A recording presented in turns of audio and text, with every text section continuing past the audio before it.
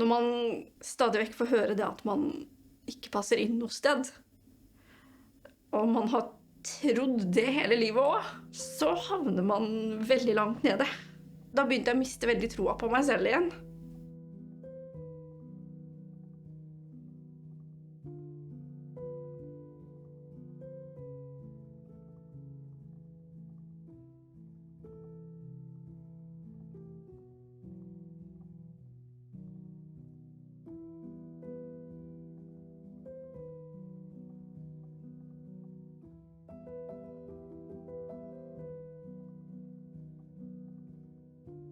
De fleste har veldig lite tro på seg selv, altså veldig lite selvtillit. Mange av de har mistet litt håpet på at det er plass til dem i arbeidslivet. Det var Bø kommune som sa opp jobben min. Jeg tenkte det, at jeg ikke var bra nok, og hva hadde jeg gjort, og jeg følte at jeg mistet det bra jeg hadde. Og da kom pandemien. Så det var nok det som gjorde at da sa det helt stopp. Da kjente jeg, det kan jeg ikke. Det ble for mye både mentalt og fysisk. Man føler seg ikke så fryktelig nyttig, egentlig. Man føler seg liksom sånn, ja, det eneste jeg gjør er å styre her hjemme, liksom. Det var egentlig helt mørkt når jeg satt der og tenkte på fremtid eller noe som helst. Den verste følelsen for meg har vært å ikke strekke til. Jeg fikk ikke jobben på grunn av handicapet mitt, altså det vil jeg ikke ta sjanse på. Og det gjorde meg forbanna, rett og slett. Det å få beskjed om at du ikke får det for noe du ikke har på en måte tenkt på at du har, som du vet du har, men som du aldri har brydd deg om. Det er da du føler på, ok, kan jeg faktisk få meg jobb? Og en bachelor-nivåstilling. Og så endte det opp med at jeg var ingenting. Jeg kom tilbake til å være null, og enda verre. De som ikke har jobb, og som kjenner på dette utenforskapet, de kjenner jo på at de ikke tilhører noe sted. Helt i starten, når jeg ble sykemeldt, det var vel heller den ensomhetsfølelsen som kom, hvor jeg følte meg så alene oppi dette her og ha vondt. Jeg klarte ikke å trives, hverken med meg selv, i min egen kropp, jeg kunne ikke se noe vakkert med livet rundt meg. Jeg bare lå i fosterstilling, jeg gikk ikke ut av senga. Det var bare selvhat hele tiden. Du skal ikke ut, bare fuck deg. Du drar ikke ut, du går ikke ut av senga. Den arbeidsgiveren mente at jeg hadde vært fryktelig mye borte, fryktelig mye syk. Og at jeg rett og slett ikke passet til å jobbe med det heller. På mitt verste så var jeg jo særdeles suicidal. Du blir jo, har på å si, både fysisk og psykisk syk.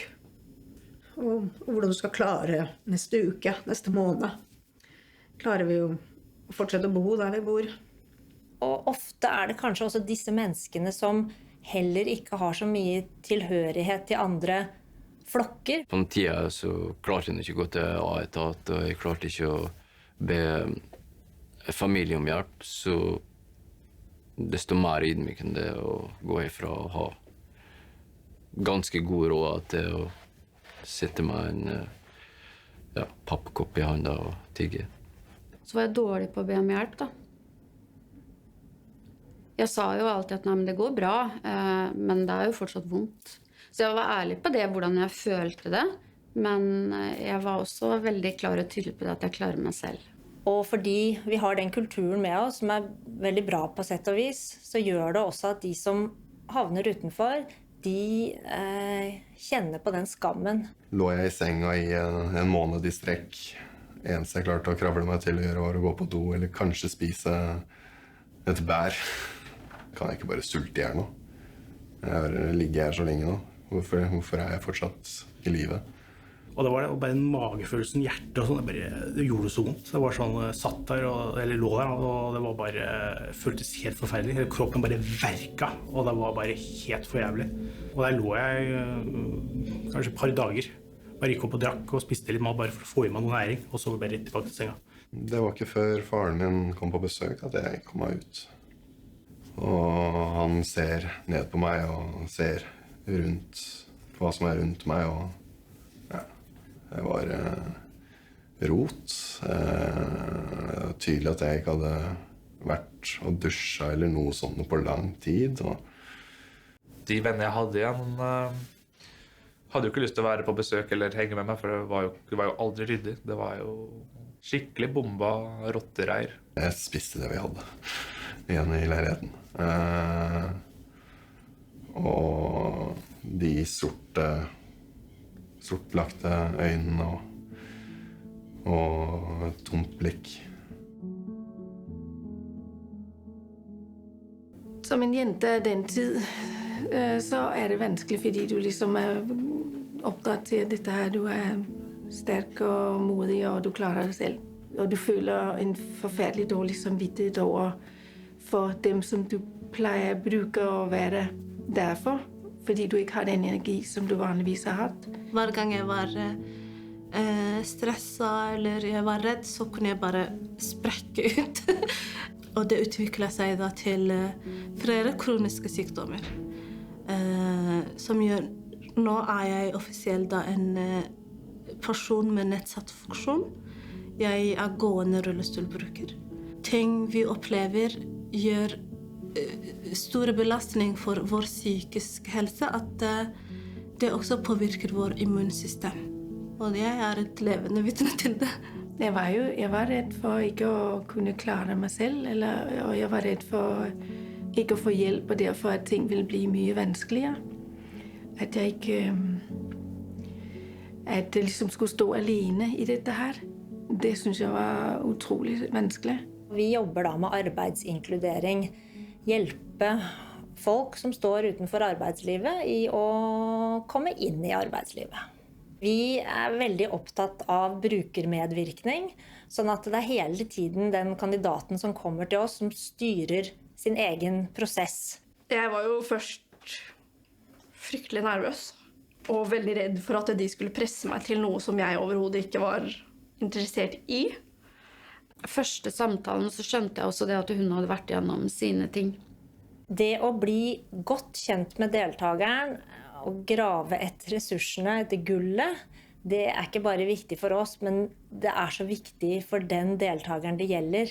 Det at de skal få lov til å bli enda mer kjent med seg selv, og eie sin egen historie og sine egne ressurser, det handler om å bli sett. Det gjør det jo litt mer menneskelig, at du føler at du også blir sett som en person, ikke bare en brikke som liksom skal føres videre.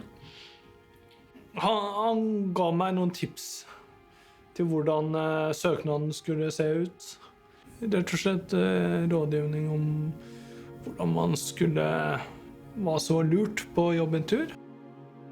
Det var fantastisk å få møte fantastiske saksbehandlere som ser meg og ser at jeg har et ønske om å gjøre noe. Der kroppen min svikter, hva kan jeg gjøre? Og få oppmuntring og veiledning til å finne noe jeg flink til å gjøre. Da. Vi går ved siden av, holder i hånden hvis det trengs. Men det altså deltakeren som må ta valgene og kjenne at de har eierskap til sin prosess. Det viktig, og da får vi også mye bedre resultater. Jo, du søkte på Idrettsforbundet. Jeg? Ja, du har jo bachelor for søren meg, sa han. Jo, jeg har jo nettopp. Jeg mye bedre enn min sosionomutdanning i bachelor. Du vet hva, det faen. Nei, men likevel, liksom, du søker på Idrettsforbundet, søker alle særforbund. Det har du som oppgave nå. Ja, jo, for all del.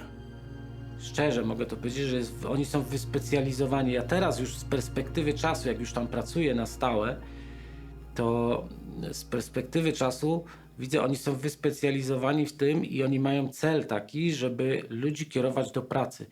At jeg kan få praktisk bistand, det visste jeg ikke. Det ting jeg ikke hadde peiling på, jeg hadde rett til å få hjelp til, hjelp de meg til å finne. Men som jeg sagde til min saksbehandler, det skulle jeg ha haft for 30 år siden, ikke sant? Ja. Ungdommen burde få det.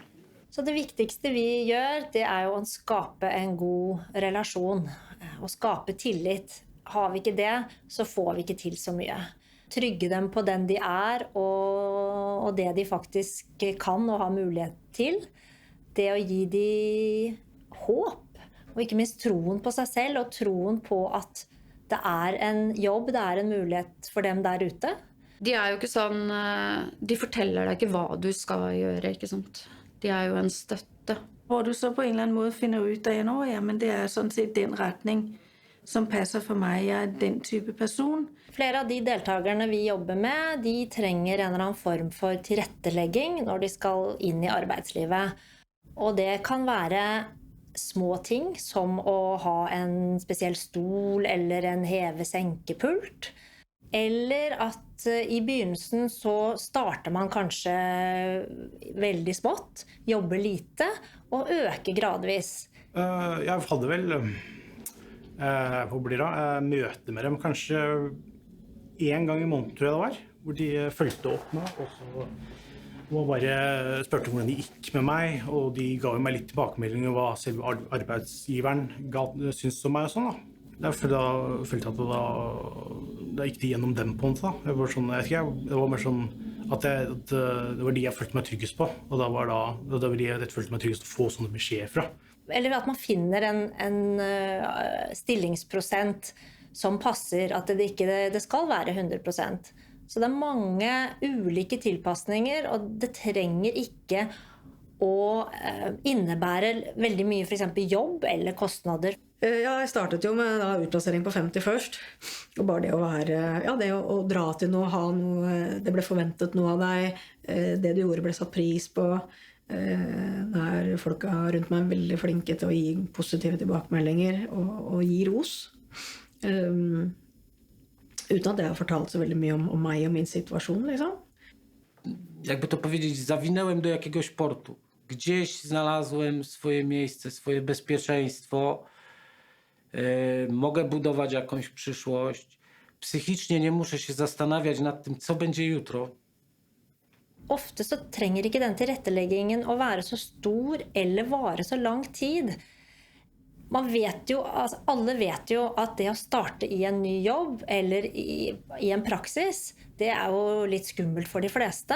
Så det å vite at det gjort tilpasninger, det gjør at det enklere å gå inn og egentlig klare å være seg selv og slappe av, og da få vist seg frem på en best mulig måte. Jeg hadde sånn jobb gjennom ressurstjenest på ressursbyrået, så var litt sånn løfting og sånne ting, og jeg så nå bare på noen få måneder så jeg nå at det var stor forskjell fra hva jeg kunne gjøre av arbeid, hvor mye jeg kunne arbeide før det ble smertefullt. Og den utviklingen gikk nå en god stund, så det noen framgang i hvert fall. Så lenge jeg går fremover, så det håp. Når vi kartlegger ressurser og ferdigheter, så det viktig å ikke bare se på den eventuelle arbeidserfaringen som deltakeren har, men vi må jo se på hva slags interesser har de, hva slags hobbyer har de. Mine ønsker var egentlig å prøve å passe på at andre ungdom ikke ender i det jeg hadde endt opp i. Og at jeg egentlig har et ønske om å drive med et eller annet medmenneskelig sånn sett. Arba, de holdt jo til i samme bygg som en ungdomsklubb, som sponset av Røde Kors. Så jeg tør jo i hvert fall å si det at jeg elsker film og har drevet med film. Jeg fikk umiddelbart ideer og tanker og følte på en måte for første gang på veldig lang tid at jeg fikk brukt de kreative prosessene som hadde latt ligge veldig lenge da. Jeg får lov til å følge mennesker på litt av deres vei. Jeg får lov til å få et innblikk i deres utfordringer, og ikke minst bli kjent med deres ressurser. Jeg får lov til å hjelpe folk til å grave etter deres gull, som jeg kaller det.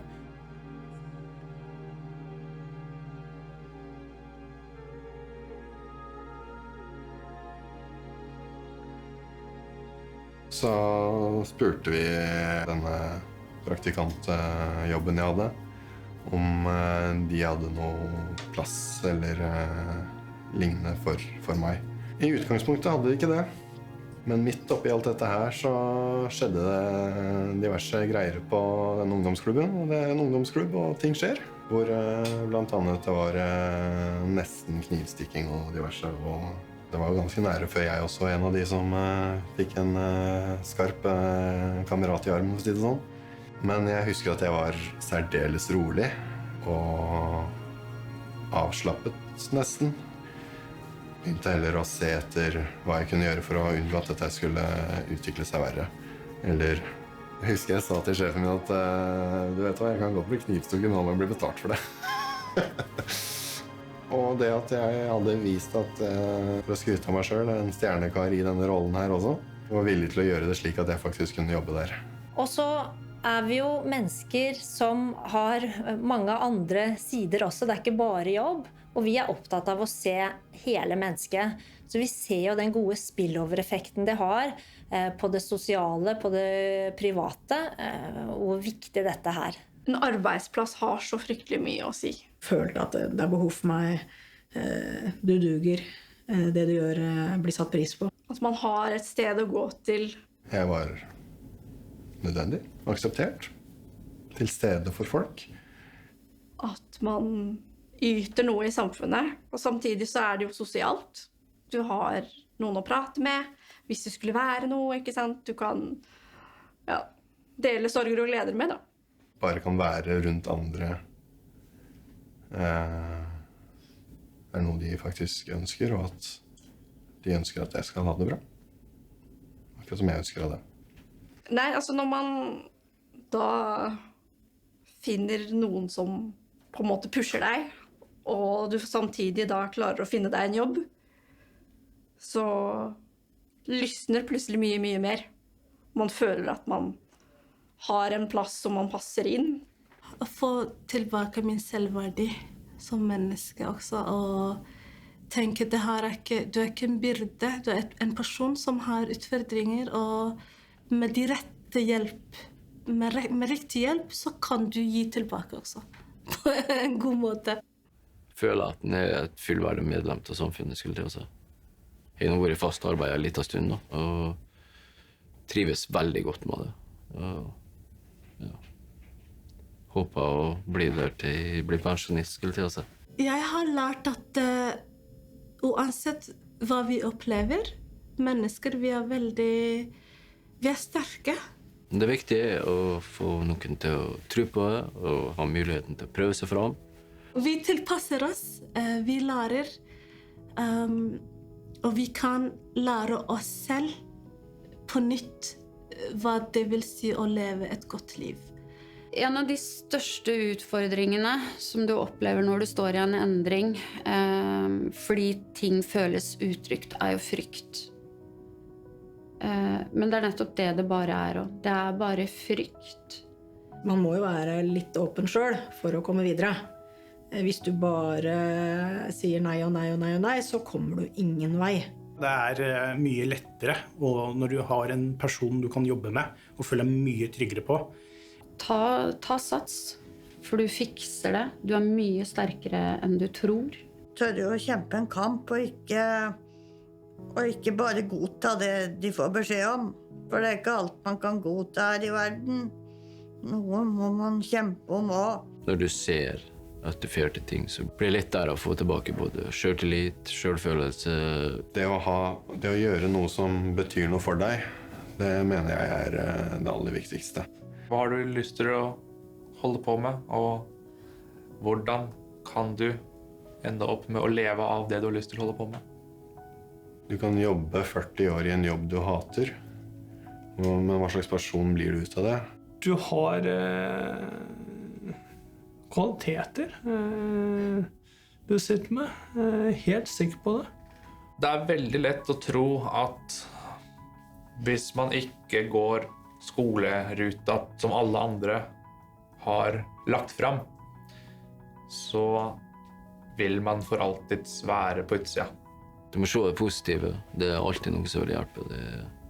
Det er bedre å være positiv da enn negativ. Jeg bestemte meg for det på det siste intervjuet jeg gikk inn i, at ok, nå skal jeg skryte litt av meg selv, vise litt mer hva jeg kan. Og jeg endte jo opp med å få den jobben. Så det er absolutt verdt det. Når det går bra med meg, så skal det gå bra med det. Fordi at uansett hvor håpløs situasjonen er, så går det an å komme seg ut av den.